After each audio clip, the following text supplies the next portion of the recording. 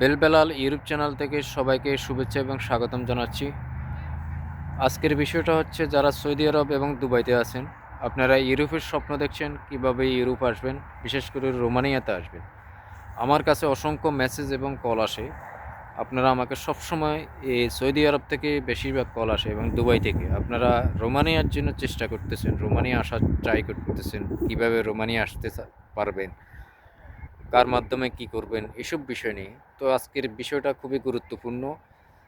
আর আমার এই ভিডিওটা আপনারা শেয়ার করে দেবেন আর সাবস্ক্রাইব করবেন প্লিজ আমার এই নতুন ইউটিউব চ্যানেল। আমার এই চ্যানেল থেকে আপনারা ইউরোপ সংক্রান্ত রোমানিয়ার বিভিন্ন বিষয়, কিভাবে আসবেন, বিভিন্ন ধরনের তথ্য পেতে আপনারা আমার এই ইউটিউব চ্যানেলে, বেলবেলাল ইউটিউব চ্যানেলে যুক্ত হয়ে যাবেন এবং সাবস্ক্রাইব করবেন। তাহলে নিত্যদিনের আপনি যে প্রতিদিনের আমার ভিডিও আপডেট আপনারা পেয়ে যাবেন খুব সহজেই। কথা না বাড়িয়ে আপনাদেরকে আসল কথাই বলি। আসলে আমার কাছে বেশিরভাগ মেসেজ কল আসে রোমানিয়া বিষয় নিয়ে। আপনি রোমানিয়া আছেন, কিভাবে আসছেন, আমরা কিভাবে আসব। বিশেষ করে সবাই সৌদি আরবে থাকে। তা যারা সৌদি আরব দুবাইতে আছে তাদের উদ্দেশ্যে আজকের এই ভিডিওটা। আসলে সৌদি আরব থেকে হয় না, সৌদি আরব থেকে ফাইল নেয় না। ফাইল নেই। আমি এই আরও একবার এরকম একটা ভিডিও তৈরি করছি। আপনারা যারা সৌদি আরব আছেন আমাকে আর কল করবেন না, ভাই কী করবো, কীভাবে আসবো। আপনাদেরকে এই ভিডিওর মাধ্যমে সব বুঝিয়ে দেবো। আপনারা সৌদি আরব থাকা অবস্থায় আপনারা যে কারো মাধ্যমে আপনি এখন একটা ভালো এজেন্সি দেখেন, ভালো যে এজেন্ট বলেন, দালাল বলেন, যাই বলেন, একটা দেখেন।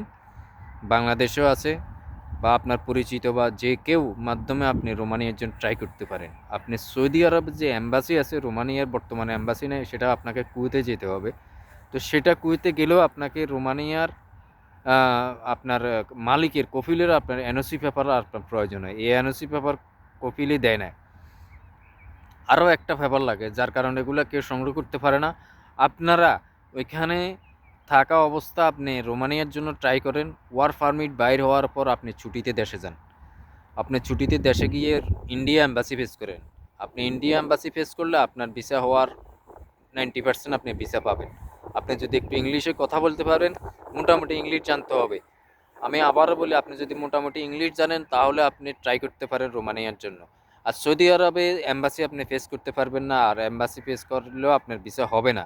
এম্বাসি ফেস করতে পারবেন না এই কারণে আপনাদের এনওসি পেপার, রিএক্সিট পেপার এগুলো ম্যানেজ করা অনেক ডিফিকাল্ট। এগুলো পারে না, কোনো কপিলের মালিকে দেয় না, এজন্য সম্ভব হয় না। আপনারা সৌদি থেকে আপনারা বাংলাদেশের ছুটিতে যান।